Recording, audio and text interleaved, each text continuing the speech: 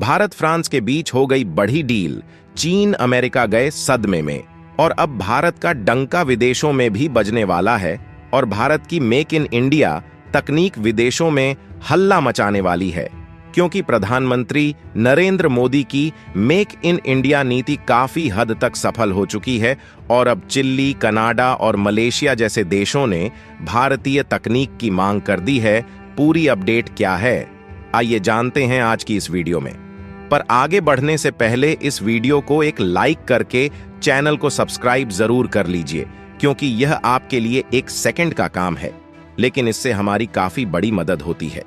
दरअसल भारत और फ्रांस भारतीय विमान वाहकों के लिए आवश्यक राफेल मेरीन लड़ाकू जेट के लिए एक समझौते पर हस्ताक्षर करने के करीब हैं, जिसमें दोनों पक्ष अधिग्रहण के लिए अंतिम बोली लगा सकते हैं।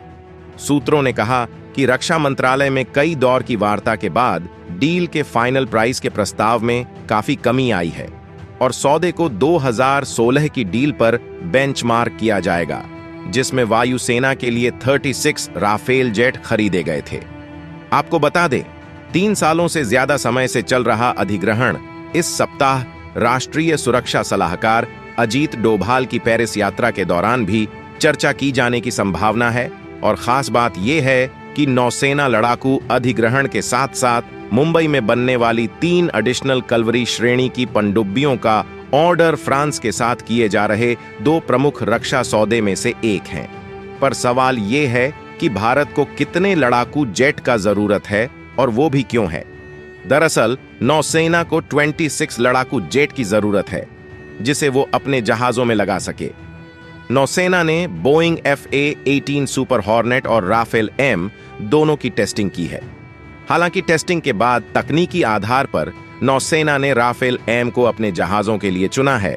बताते चले 1 साल से ज्यादा समय से भारत और फ्रांस के बीच कॉन्ट्रैक्ट पर फाइनल डील के लिए चर्चा चल रही है, जिस सौदे को दोनों देशों की सरकारों के मानकों और नियमों के हिसाब से तैयार किया जा रहा है। और कुछ ऐसा ही वायुसेना के लिए राफेल जेट के पिछले अधिग्रहण के मामले में था। सूत्रों ने कहा कि वायुसेना के बेड़े के साथ मिलकर नौसेना के जेट स्पेशल एंटी शिप हथियारों और समुद्र में कार्यों के लिए लंबी दूरी के फ्यूल टैंकों से लैस होंगे और उन्हें मेटियोर से परे visible range air to air मिसाइलें भी मिलेंगी, जो इस क्षेत्र में अब तक सबसे एडवांस हैं। जबकि इससे पहले राजनाथ सिंह के नेतृत्व वाली रक्षा अधिग्रहण परिषद ने कुछ संशोधनों को मंजूरी दी थी, जिससे अंतिम बोली की पेशकश हुई और उनमें से एक नौसेना के जेट पर भारतीय रडार और हथियारों को एकीकृत करने की पहले की योजना को छोड़ना था। रडार को बदलने में शामिल उच्च लागत और ज्यादा जरूरी रूप से एकीकरण को पूरा करने के लिए अनुमानित 8 साल की समय सीमा के कारण योजनाओं को छोड़ दिया गया था। लेकिन अब राफेल M को स्वदेशी ट्विन इंजन वाले डेक आधारित लड़ाकू विमानों के लिए खरीदा जा रहा है, जो एरोनॉटिकल डेवलपमेंट एजेंसी द्वारा किया जा रहा है। पर दोस्तों, इस बीच भारत के लिए एक बहुत बड़ी खुशी की बात सामने आ रही है, लेकिन उससे पहले सभी लोग कमेंट में मेक इन इंडिया जरूर लिखें।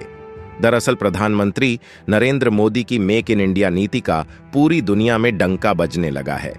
जहां तेजस फाइटर के बाद अब वंदे भारत ट्रेन पर दुनिया भर के देशों की नजर है। और यदि आपको नहीं पता तो बता दूं, देश में वंदे भारत एक्सप्रेस तेजी से लोकप्रिय हो रही हैं और कई रूट्स पर इसे चलाने की मांग बढ़ रही है।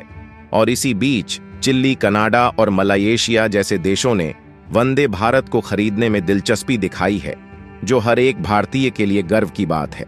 पर दोस्तों, सवाल यह है कि जहां दूसरे देशों के पहले से काफी एडवांस तकनीक मौजूद है, उसके बावजूद भारतीय वंदे भारत ट्रेनों की मांग क्यों की जा रही है? तो आपको बता दें, इसका बड़ा कारण वंदे भारत ट्रेन की लागत है।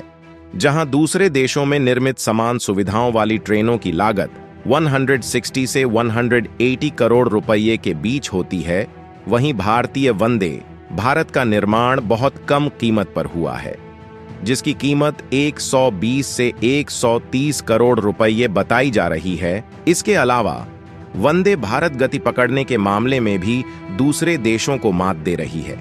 सूत्रों की माने तो वंदे भारत को 0 से 100 किलोमीटर पर आवर तक पहुंचने में सिर्फ 52 सेकंड लगते हैं, जो जापान की बुलेट ट्रेन से भी अधिक है। बता दें, जापान की बुलेट ट्रेन को 0 से 100 किलोमीटर पर आवर की रफ्तार पकड़ने में 54 सेकंड का समय लगता है।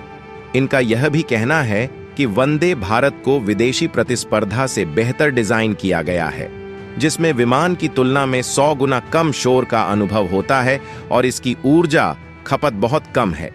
वहीं भारतीय रेलवे भी तेजी से अपने ट्रैक नेटवर्क का विस्तार करने और पर्याप्त संख्या में ट्रेनों को बढ़ाने पर विचार कर रहा है। लेकिन इसी बीच मिली एक खबर ने भारत की टेंशन बढ़ा दी है। दरअसल चीन की सेना ने लद्दाख में कराकोरम पठार के अंदर भारतीय LAC के पास एक मिसाइल को हवा में ही मार गिराने का टेस्ट किया है। चीनी विश्लेषकों का कहना है कि PLA ने भारतीय सेना को संदेश देने के लिए इस मिसाइल का टेस्ट किया है और चीन ने यह मिसाइल टेस्ट ठीक उसी दिन किया जब दोनों ही पक्षों ने बीजिंग में सीमा विवाद को लेकर बातचीत की थी। गौर करने वाली बात यह है कि रूस के कजान में ब्रिक्स सम्मेलन होने जा रहा है और उससे पहले भारत और चीन के बीच बातचीत का दौर काफी बढ़ गया है।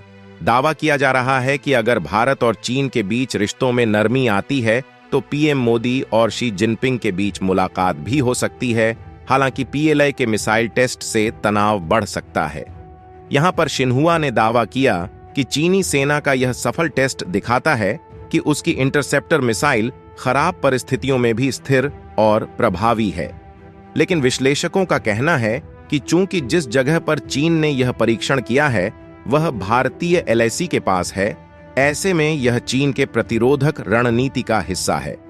बताते चलें, चीन और भारत के बीच 3488 किलोमीटर के इलाके में फैले वास्तविक नियंत्रण रेखा को लेकर विवाद है और गलवान हिंसा के बाद दोनों देशों के हजारों सैनिक आमने सामने तैनात है।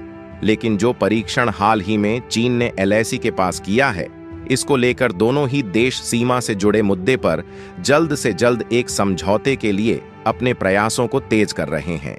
लेकिन यह चीन के लिए असंभव है कि वह भारत की मांग मान ले। कहा जा रहा है कि यह टेस्ट भारत को दिखाने की कोशिश है कि चीन के पास भारत की मिसाइल को मार गिराने की क्षमता है।